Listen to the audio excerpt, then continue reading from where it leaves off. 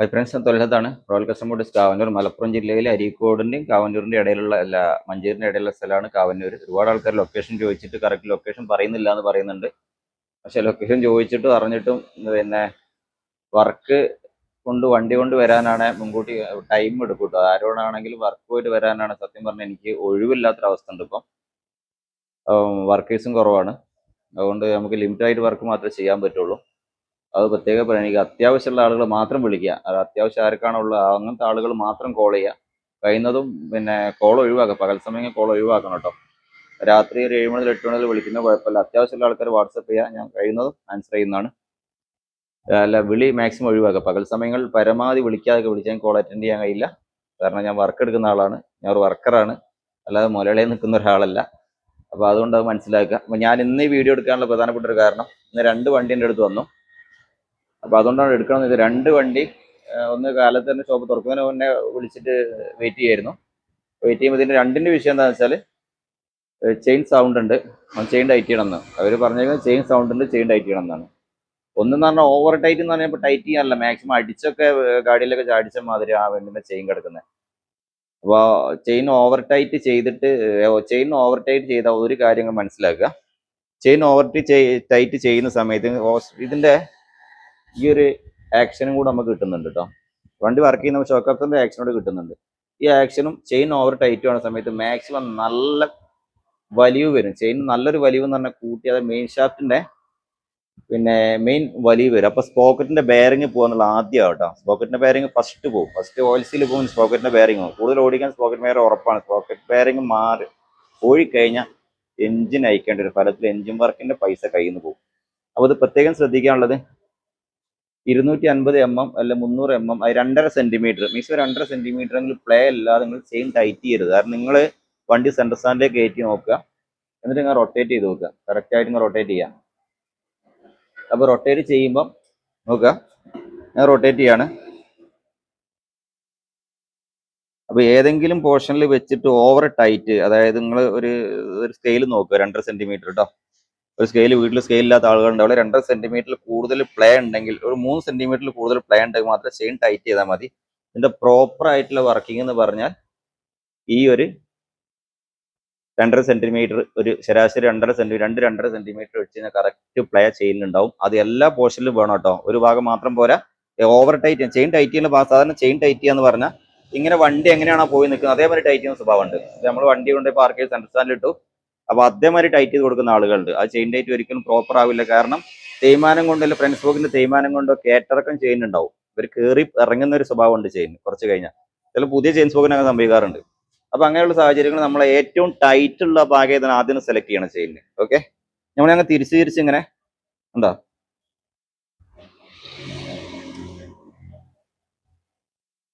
അപ്പൊ ഞാൻ ഇതിന്റെ കുറച്ച് ടൈറ്റുള്ള ഭാഗം കണ്ടല്ലേ.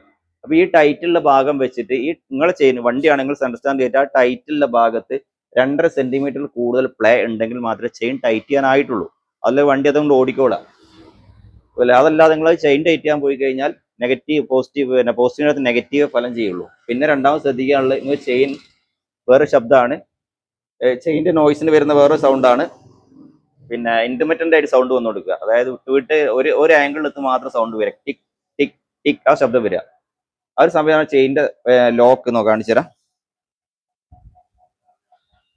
ആ ഒരു ശബ്ദം വരുന്നുണ്ട്, നിങ്ങൾ നോക്കേണ്ട കാര്യമാണ് കാണിച്ചിരുന്നത് കേട്ടോ. ഇതാണ് ചെയിൻ ലോക്ക് വരുന്നത്, നോക്കുക. ഇവിടെ ചെയിൻ്റെ ലോക്ക് ഉണ്ടല്ലേ, ഈ ലോക്ക് ജസ്റ്റ് ഒന്ന് പിടിച്ച് ഷേക്ക് ചെയ്ത് നോക്കുക. ഈ ലോക്കിന് പ്രത്യേക ഓവർ പ്ലേയോ, അതായത് സാധാ ഈ ലിങ്കിനേക്കാളും കൂടുതൽ എന്തെങ്കിലും പ്ലേയോ മറ്റേ കാണേണ്ട ചെയിൻ്റെ ലോക്ക് മാറ്റി കൊടുക്കുക കേട്ടോ. അപ്പം പിന്നെ ഇതിന് കൂടുതൽ പ്ലേ ഉണ്ടെങ്കിൽ, അപ്പോൾ ഇതിപ്പോൾ ഞാൻ ഫുൾ ടൈറ്റ് ആണ്, സ്പോക്കറ്റിൽ ഫുൾ ടൈറ്റ് ആണ്. ഇതിന് കൂടുതൽ പ്ലേ ഉണ്ടെങ്കിലും നിങ്ങൾ ചെയിനിന് സൗണ്ട് വരും. ഇതിന് കൂടുതൽ പ്ലേ ഉണ്ട്, ഫ്രണ്ട് സ്പീക്കറിന് കൂടുതൽ തേയ്മാനം, ഫ്രണ്ട് സ്പോക്കറ്റ് തേയ്മാനം വരുന്നതിനനുസരിച്ചാണ് ഈ ചെയിനിന് അപ്പ് ആൻഡ് ഡൗൺ ഉണ്ടാകുന്നത് കേട്ടോ. ഈ അപ്പ് ആൻഡ് ഡൗൺ തേയ്മാനം കൂടുന്നതിനനുസരിച്ച് കൊളത്തി വലിയ ഒരു മാറ്റം വരുന്നതിനനുസരിച്ചാണ് ചെയിനിന് അപ്പ് ആൻഡ് ഡൗൺ ആയിട്ടാണ് ചെയിനിന് തേയ്മാനം വരുന്നത്. അപ്പോൾ ഈ ഒരു കാര്യമാണ് മെയിനായിട്ട് പറയാൻ. കൂടുതൽ വിശദീകരിച്ച് ഞാൻ പറയുന്നൊന്നുമില്ല. അപ്പം നമ്മൾ സാധാരണ കണ്ടുവരുന്ന ഓവർ ടൈറ്റ് തന്നെയാണ്. ഓവർ ടൈറ്റ് എന്നുള്ളത് നിങ്ങൾ ചെയിൻ ടൈറ്റ് ചെയ്യാൻ പോകുന്ന സമയത്ത് ഈ ഒരു കാര്യം ശ്രദ്ധിച്ചതിന് ശേഷം മാത്രം വർക്ക്ഷോപ്പിൽ കൊണ്ടുപോകുക. അപ്പോൾ കൂടുതൽ വർക്ക്ഷോപ്പിലും ഇപ്പം എല്ലാവർക്കും തിരക്കാണ്. പിന്നെ മാത്രമല്ല പിന്നെ സാധാരണ ഇപ്പോൾ തിരക്കൊക്കെ ആയ സമയത്ത് ചെയിൻ ടൈറ്റ് ഒരു നിസ്സാരമായിട്ട് കാണുന്ന ഒരു പണിയുണ്ട്. ഒരു റോയൽ എൻഫീൽഡ് ഒരു വണ്ടി ഓടിക്കുമ്പോൾ റോയൽ എൻഫീൽഡ് ഏത് ബൈക്കിന്റെ കാര്യത്തിൽ ചെയിൻ പോക്കറ്റിൽ ഏതൊരു ബൈക്കിന്റെ കാര്യം റോയൽ എൻഫീൽഡ് പ്രത്യേകിച്ച് ഏറ്റവും കൂടുതൽ പ്രോപ്പറായിട്ട് ശ്രദ്ധിക്കേണ്ട ഒരു മേഖലയാണ് ചെയിൻ ടൈറ്റ് എന്ന് പറഞ്ഞാൽ. അതായത് ഈ ചെയിനിന്റെ പ്രോപ്പർ ആയിട്ടുള്ള ടൈറ്റനിങ് ആണ് വണ്ടിന്റെ മൈലേജ് വണ്ടിന്റെ പെർഫോമൻസിനൊക്കെ ബാധിക്കുന്നത്.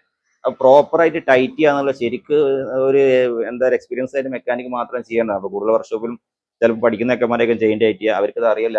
ചിലപ്പോൾ മറ്റുള്ള ആശാന്മാർക്ക് ചിലപ്പം തിരക്കായിരിക്കാം, ചിലപ്പോൾ ശ്രദ്ധിക്കാൻ കഴിഞ്ഞോണമെന്നില്ല. അപ്പൊ അങ്ങനത്തെ ഒരു സാഹചര്യങ്ങൾ നിങ്ങൾ ചെയിൻ ചിലപ്പോൾ ഓവർ ടൈറ്റ് ആവാം, അല്ലെങ്കിൽ വൺ സൈഡ് വലിഞ്ഞിരിക്കാം. അപ്പൊ ഈ ഓവർ ടൈറ്റ് എന്നുള്ള ഒരു കാര്യം ഞാൻ കാണിച്ചു. നിങ്ങൾ ചെയിൻ ടൈറ്റ് ചെയ്ത് കൊണ്ടുവന്നാൽ ശരിക്കും ഈ ഒരു പ്ലേ ഇല്ല എങ്കിൽ തീർച്ചയായിട്ടും പോയിട്ട് അത് ലൂസ് ചെയ്യിക്കണം. അതല്ലെങ്കിൽ നിങ്ങളുടെ ഫ്രണ്ട് സ്പോക്കറ്റിന്റെ ബെയറിംഗ് പോകും, വണ്ടിക്ക് പിന്നെ മൈലേജ് കുറയും, പിക്കപ്പ് ഒക്കെ കുറയും കേട്ടോ. അപ്പൊ വേറെ നടക്കുന്ന വിഷയമാണ് ഇതാ. അപ്പൊ ഞാൻ ഈ വണ്ടി ഇതിന്റെ അലൈൻമെന്റ് ഇഷ്യൂ, അപ്പൊ മിക്കവാറും വണ്ടിയിൽ പോയി കഴിഞ്ഞാൽ ടയർ വേറെ സ്ഥലത്ത് മഡ്ഗാർഡ് വേറെ കിടക്കും. അപ്പൊ ഇത് കണ്ടില്ലേ, നോക്കുക, ടയർ ഇപ്പുറത്തേക്കാണ്, മഡ്ഗാർഡ് ഇവിടേക്കാണുള്ളത്. അപ്പൊ ചെരിഞ്ഞാ നിൽക്കുന്നത്. അപ്പൊ ഈ തണ്ടർബേർഡ് പറഞ്ഞ വാഹനം, ഡിസ്ക് ബ്രേക്കുള്ള വാഹനങ്ങൾ ശരിക്കും ഈ മാർക്ക് നോക്കിയിട്ട് ഇവിടെ ഒരു മാർക്ക് നോക്കിയിട്ട് ടൈറ്റ് ചെയ്യാൻ ആർക്കും അറിയില്ല. അത് മിക്കവാറും ചിലപ്പോൾ മാർക്ക് ദൂരം പിടിച്ച് പോയിട്ടുണ്ടാവും. അതുപോലെ ടാസ്കുള്ള പണിയാണ്, ചില സമയത്ത് ചെയ്യാൻ കഴിഞ്ഞോളണമെന്നില്ല. അപ്പൊ അങ്ങനെയുള്ള സാഹചര്യങ്ങൾ ഞാൻ ചെയ്യുന്നൊരു കാര്യം ഞാൻ പറഞ്ഞുതരാം. അപ്പൊ നിങ്ങൾക്ക് ശ്രദ്ധിക്കാവുന്ന കാര്യമുള്ളൂ.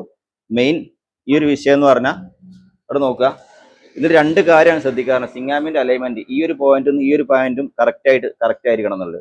ഇപ്പൊ സ്റ്റെയിൻ സ്റ്റേ ഈ ഒരു പോയിന്റിൽ നിന്നും ഈ ഒരു പോയിന്റിലേക്ക് നമ്മൾ വർക്ക്ഷോപ്പിലൊക്കെ ഉണ്ടാക്കി എടുക്കാവുന്ന ടൂൾ മാത്രമേ ഉള്ളൂ കേട്ടോ അത്. അപ്പം ഒരു ഈ പോയിന്റിലേക്ക് കറക്റ്റ് ആവും, അഡ്ജസ്റ്റ് ചെയ്യാൻ പറ്റുന്ന ടൂള്. അതേമാതിരി അങ്ങേ സൈഡും ഈ സൈഡ് ഇതിന്റെ അതേ ആംഗിളിൽ ഈ ഒരു സൈഡിലുള്ള ആംഗിളും ഇതിന്റെ സെന്ററും ആ ആക്സിന്റെ സെന്ററും സെയിം ആയിരിക്കണം. എന്നാൽ ചെയിൻ കറക്റ്റ് അലൈൻമെന്റ് ക്ലിയർ ആയിരിക്കും. ഇത് ഞാൻ പിന്നീട് ചെയ്ത് കാണിച്ചു തരുന്നത്, ഇപ്പൊ തിരക്കായതൊന്നും പറ്റുന്നില്ല. ഞാൻ എന്തൊരു വർക്ക്ഷോപ്പിലെ രണ്ട് വണ്ടി വന്നതിന്റെ അടിസ്ഥാനത്തിലാണ് ഞാൻ വീഡിയോ ചെയ്യാന്ന് വിചാരിച്ചിട്ടോ. ഫ്രണ്ട് വീലും ബാക്ക് വീലും അലൈൻമെന്റ് നോക്കുന്ന രീതിയിൽ അത് പിന്നെ കാണിച്ചു തരാം. അപ്പോൾ ഈ ഒരു നിങ്ങൾ ചെയിൻ സോക്കറ്റ് മാറ്റിക്കഴിഞ്ഞ് ഈ ഒരു അലൈൻമെന്റ് കറക്റ്റ് ആക്കി നോക്കുക എന്നുള്ളതാണ് ആദ്യം ചെയ്യേണ്ടത്. അത് ടൂള് നമ്മളെ സ്വന്തമായിട്ട് ഉണ്ടാക്കണം കേട്ടോ. പിന്നെ ഞാൻ ചെയ്യുന്നൊരു ടൂളാണ്, ഞാൻ കാണിച്ചു തരാം. ഞാൻ ഈ ടൈൻ സെന്ററാക്കി കാണിച്ചു തരാം കേട്ടോ. ഇതൊരു ടൂളാണ് കേട്ടോ. ഇത് ഡിസ്ക് ബ്രേക്കിന് മാത്രമേ പറ്റുള്ളൂ, ഡിസ്ക് ബ്രേക്കുള്ള വണ്ടികൾക്ക് മാത്രമേ ഉള്ളൂ. സാധാരണ സ്റ്റാൻഡേർഡിന് അതേമാതിരി ബാക്കിൽ ഡ്രം ബ്രേക്ക് വരുന്ന ടൈപ്പിന് ഇത് സൂട്ടബിൾ അല്ല. അതിന് നമ്മൾ ഞാൻ പറഞ്ഞ കാര്യങ്ങൾ നോക്കണം. ഇത് ഡിസ്ക് ബ്രേക്കിന് അലൈൻമെന്റ് നോക്കുന്ന രീതിയാണ്, കാണിച്ചു തരാം.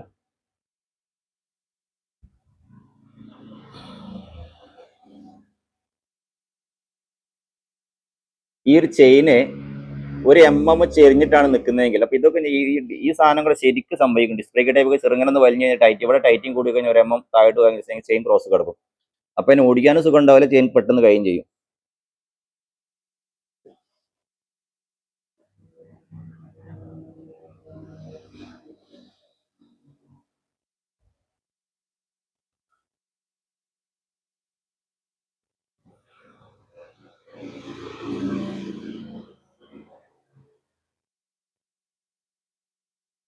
ഇത് നോക്കട്ടോ. അപ്പൊ ഞാൻ ഈ ഒരു ചെയിനിന്റെ ഔട്ടർ ലിങ്കിലാണ് ഇത് ബാലൻസ് ചെയ്തേക്കുന്നത്. ഈ ഔട്ടർ ലിങ്ക് കുറച്ച് ഇങ്ങോട്ട് വന്നപ്പോൾ ഇത്രയും ഡിഫറൻറ്റ് വന്നു, കണ്ടില്ലേ? ഇത്രയും ഡിഫറൻറ്റ് ചെയിനിന്റെ പുറത്തേക്കാണ് ഈ സാധനം കിടക്കുന്നത്, കണ്ടില്ലേ? ഈ ഒരു പോയിന്റ് ചെയിനിന്റെ പുറത്തേക്ക്. അപ്പൊ അവിടെ എത്തുമ്പോൾ എത്രത്തോളം മാറ്റം ഉണ്ടാവും ആലോചിക്കുക. ഫ്രണ്ടിലേക്ക് എത്തുമ്പോൾ ഇത്രത്തോളം മാറ്റത്തിലാണ് ഈ ചെയിൻ ഓടുക. ചെയിൻ ഓടുന്ന സമയത്ത് ഫ്രണ്ട് സ്പോക്കറ്റും ബാക്ക് സ്പോക്കറ്റും കറക്റ്റ് അലൈൻമെന്റ് അല്ല എങ്കിൽ ചെയിൻ സ്പോക്കറ്റ് പെട്ടെന്ന് വെട്ടിത്തേരും എന്നുള്ള കാര്യത്തിൽ യാതൊരു സംശയവും. ചെയിൻ സ്പോക്കറ്റ് വളരെ ഭാഗികമായിട്ട് കുറയും. പിന്നെ മാത്രമല്ല, പാതി കുറയും, ഭാഗ്യമായിട്ട് പാതി കുറയും. മാത്രമല്ല ചെയിൻ ഓടിക്കാൻ യാതൊരു സ്മൂത്ത് ഉണ്ടാവില്ല കേട്ടോ. അതാ സംഭവിക്കുന്നത്. അപ്പൊ ഞാനിത് കറക്റ്റായി കാണിച്ചു തരാം. ഞാനിത്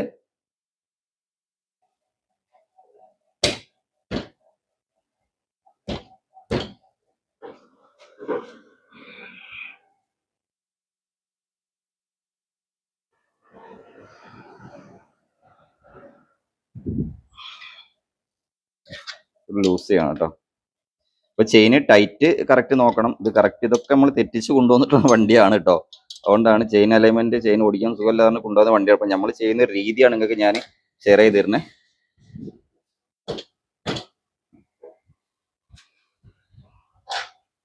ഒരു സൈഡിലേക്ക് മാത്രം വലിച്ച് ടൈറ്റ് ചെയ്യുന്നുണ്ടെങ്കിൽ സംഭവിക്കുന്നത്.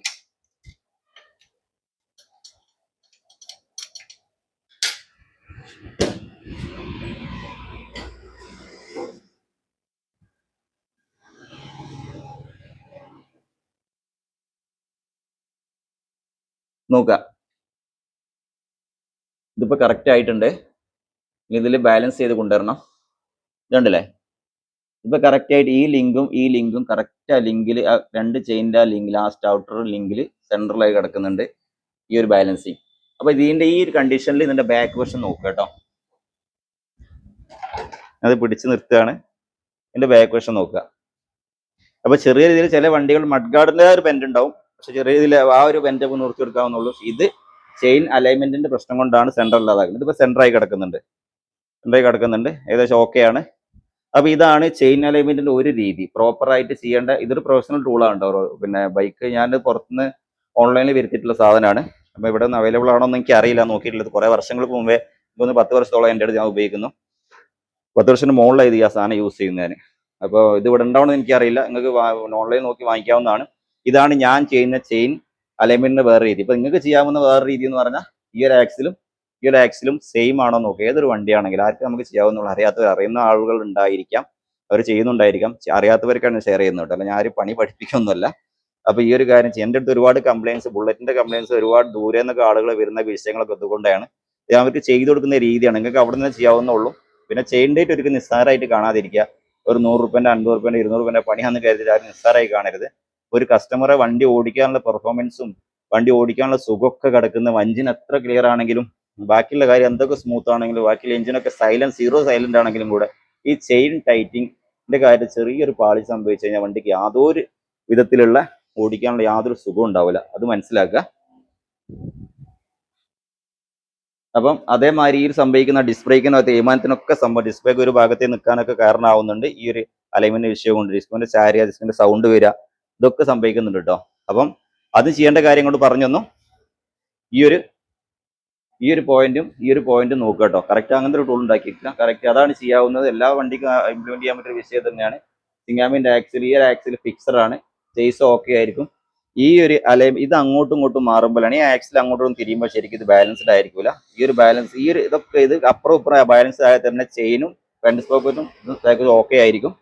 ഒരു 90-95% ഓക്കെ ആയിരിക്കും കേട്ടോ. പിന്നെ ഇതൊക്കെ ചെയ്തിട്ടും നമ്മളിത് ടൈറ്റ് ചെയ്ത് കഴിഞ്ഞാൽ സെന്റർ ചെയ്ത്, അപ്പൊ ചെയിൻ്റെ ആ ഒരു ടൈറ്റുള്ള പോർഷൻ 3 സെന്റിമീറ്ററോളം റീപ്ലേ നിർബന്ധമായിട്ടുണ്ടായിരിക്കണം. ഈ ഒരു കാര്യം പ്രത്യേകം ശ്രദ്ധിക്കുക കേട്ടോ.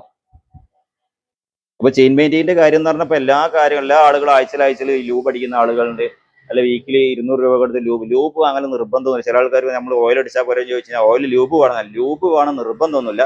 ഇനി അത്രയ്ക്ക് അത്യാവശ്യമുള്ള ആളുകൾ മാത്രം ലൂബ് വാങ്ങിക്കാവുന്ന. 200 രൂപ ലൂബ് വേണ്ട കാര്യമില്ല. നിങ്ങൾ 200 രൂപ എടുത്ത് അതേമാതിരി ഓയിലിന്റെ ഒരു ടാങ്ക് കിട്ടും, കാണിച്ചുതരാം.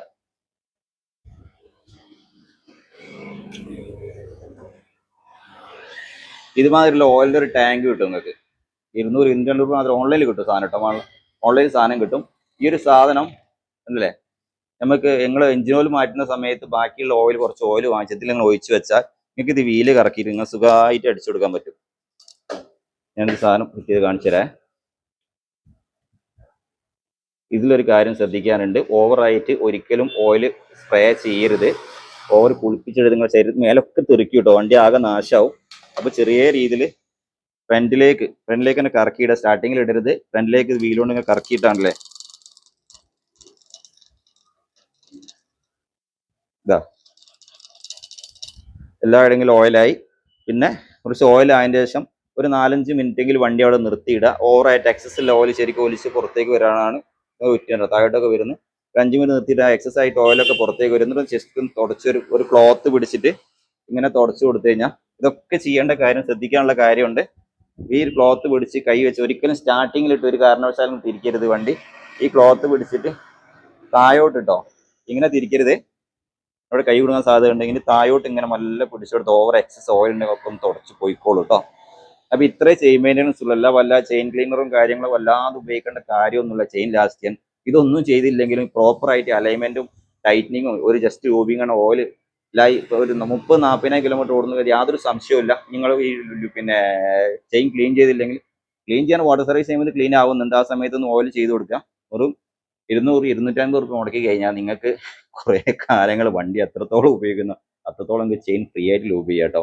അല്ല 200 രൂപ എടുത്തിട്ട് നിങ്ങൾ വലിയ ചെയിൻ ലൂബ് വാങ്ങിച്ചിട്ട് 3-4 പിന്നെ അടുത്തും പൈസ, ഒരു ചെയിൻ്റെ ലൈഫ് ഒരു നല്ലൊരു സംഖ്യ ഒന്ന് കൂട്ടിയൊക്കെ നല്ലൊരു സംഖ്യ കയ്യിൽ നിന്ന് പോകും. അതിൻ്റെ ആവശ്യമുള്ളൂ. ഇനി ഈസി ആയിട്ട് ഉപയോഗിക്കുന്ന ചെയിനിൽ ഉപയോഗിക്കുന്ന ദോഷം എന്നല്ല, ഞങ്ങൾക്ക് ലാഭകരമായിട്ട് ചെയ്യാവുന്ന എന്നാൽ ഒരു ദോഷമില്ലാതെ മറ്റിന് അതേമാതിരി പെർഫോമൻസ് കിട്ടുന്ന കാര്യങ്ങൾ പറഞ്ഞു. അപ്പം അടുത്തൊരു വീഡിയോ ആയിട്ട് ഇതേമാതിരി മെയിൻ്റനൻസ് സംബന്ധമായിട്ടുള്ള വീഡിയോ ആയിട്ട് അടുത്ത വീഡിയോ ചെയ്യാം. അപ്പം അതുവരേക്കും താങ്ക്സ് ഫോർ വാച്ചിങ്.